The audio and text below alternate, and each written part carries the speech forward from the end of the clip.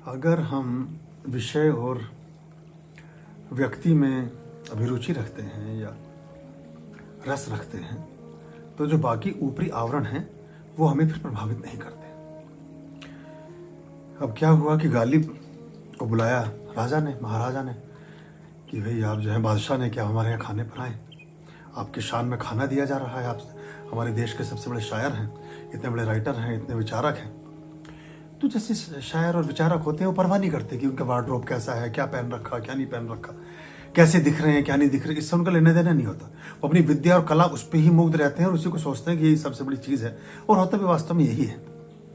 तो वो पहुंचे तो दरवाजे पे दरबान खड़ा था, होगा वो किशोर जैसा। उन्होंने रोक दिया, बोले रुको, कौन? बोले मैं गालिब। बोले जो मर्जी मुंह उठा के चलाता है, गालिब गालिब। तो भगा दिया वहाँ से। फिर थोड़ी बार फिर पहुंचा, वो हजारों लोगों को बुला रखा है उसकी शान में, वही मेहमान खुशूसी, वही वहाँ का चीफ गेस्ट है उस दिन का। और नंगे पैर, थोड़ी चप्पल ऊपर से डंडा वंडा से हाथ में लेकर आया। फिर उसने कहा कि आप कौन? बोली जी मैं मिर्जा गालिब। बोले कोई भी यार, चल हटो हटो, भगा दिया फिर से वापस। तो वो एक दोस्त के पास गया अपने, उसके पास एक कोट और पगड़ी रखा था नया, कभी उसे किसी महाराजा ने भेंट किया था। उसने वो कोट पहना, वो पगड़ी पहनी, जूते पहने, बढ़िया सी छड़ी ली, और मैं ठीक से दाढ़ी वाड़ी करके बाल वाल करके फिर पहुंचा दरबार में। दरबार ने सैल्यूट मारा उनको। बोले आप कौन? मैं मिर्जा गालिब। बोले आइए, आप ही के शान में तो प्रोग्राम हो रहा है, आप अंदर चले। बैठे, जाके पंगत में बैठे। सबसे पहले भोजन था, क्योंकि डिनर दिया जा रहा था। तो उन्होंने खाना लिया, बोले पगड़ी रख दी नीचे, बोले मेरी पगड़ी खाओ रायता, मेरे कोट खाओ रसगुल्ला, मेरी धोती ये मटर पनीर, जो भी सामान वहाँ था वो सब उन कपड़ों में बिखरने शुरू कर दिया। और वो बादशाह बैठा बराबर में। बोले गालिब को क्या हो गया? सुना था कि शायर थोड़े से सिरफिरे होते हैं, जरा से पागल से होते हैं, यार कहते क्या करो, रोका। बोले गालिब क्या कर रहे हो तुम, सब लोग तुम्हें देख रहे हैं और तुम्हारी ही शान में प्रोग्राम है। बोले गालिब आया कहाँ है यहाँ? गालिब नहीं आया, यहाँ तो कोट पगड़ी और ये अचकन और ये जूतियाँ और ये छड़ी आई है, इन्हीं को खिलाना है। मुझे खिलाना होता तो आपका दरबान 2 बार भगा चुका, इसीलिए 1 घंटे में सवा लेट हुई है ये, वरना तो पहले शुरू हो गई। तुम्हें 2 बार वापस जा चुका हूँ। अब तो ये उधार मांग के लाया था अपने दोस्त से कोट पगड़ी और सामान, इसी की पार्टी हो रही है तो इसलिए इसको खिला रहा हूं। तो हम जो आत्मवान चेतनावान ज्योतियां हैं उनको कम रिकॉग्नाइज करते हैं।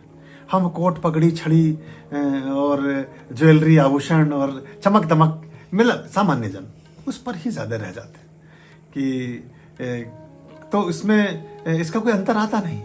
कृष्ण कृष्ण है, नंगे खड़े हों चाहे कपड़े पहन के, चाहे धोती में हो चाहे सोने के आभूषणों से लदे हुए। तो जो आत्मा है, आत्मवान चेतना को अगर हम पहचानना सीख जाएं और सीख सकें तो हम अपने जीवन में एक होशपूर्ण व्यवस्था की तरफ चलते हैं। दुनिया में हर वस्त्र की काट का एक वस्त्र है, दुनिया में हर आभूषण की काट का एक आभूषण है, दुनिया में हर भाषा की काट की एक भाषा है, और दुनिया में हर शस्त्र के काट का एक शस्त्र है। आपके पास पिस्तौल है, दूसरा वेबले का ले आएगा, दूसरा उससे बड़ा ले आएगा, तो वो 50 लाख रुपए तक के रिवॉल्वर आते हैं। तो ऐसे मतलब हर चीज का, आपने 10,000 रुपये की अचकन पहनी है, कल को आप 2 करोड़ की अचकन भी पहन सकते हो। तो हर चीज की एक लिमिट है, उससे आगे कोई और आ सकता है। तो अगर हम अब मतलब इससे आपका तात्पर्य नहीं, लेकिन सामाजिकता में अगर हमारे आकर्षण के केंद्र बाह्य वस्त्र, बाह्य आवरण और बाह्य वस्तुएं हैं तो हमारे आकर्षण का केंद्र हमेशा परिवर्तित होता रहता है। फिर उससे सुंदर कोई दिखेगा, फिर वो अच्छा लगने लगेगा, फिर उससे सुंदर किसी पे कपड़ा होगा वो अच्छा लगने लगेगा, फिर उससे बड़ी, अभी 2 तोले की माला किसी के गले में 10 तोले की होगी तो हम उसकी तरह चल देंगे, ये कभी खत्म नहीं होता। फिर 10 तोले के बाद किसी के घर में 50 तोले की माला तो हम उसके, तो ये कब तक, इसका कभी अंत नहीं। दुनिया में सर्वाधिक चर्चित और सर्वाधिक प्रसिद्ध लोगों को भी ना जानने वाले लोग हैं। अटल बिहारी वाजपेयी एक साउथ अफ्रीका के कबीले में पहुंचे, तो वहाँ कबीले के प्रधान के पास उन्हें ले जाया गया, वहाँ पूरा फंक्शन हो रहा था, सब कुछ हो रहा था। तो उससे पूछा गया, ऐसी बात हुई इंस्टेंट, उनसे बात कर ली, उनसे पूछा कि do you know he is the prime minister of India? तो I don't know who is he, मैं इसको जानता नहीं कौन आदमी है। सचिन तेंदुलकर ने लिखा अपने उसमें कि मैं किसी चिली में या कहीं गया हुआ था, मैं ऐसे मॉल में सब जगह घूमता रहा, तो मैं वहाँ कहीं बिल को लेकर के किसी से कोई बात हुई, उनका कार्ड नहीं चल रहा था, तो उसने कहा मैं इंडिया का सबसे बड़ा प्लेयर हूँ और इतने मल्टी मिलियनियर हूँ और मेरा नाम सचिन तेंदुलकर है। उसने तो I don't know who are you. तो दुनिया में हर एक लिमिट है जहाँ कोई आपको पहचानेगा नहीं।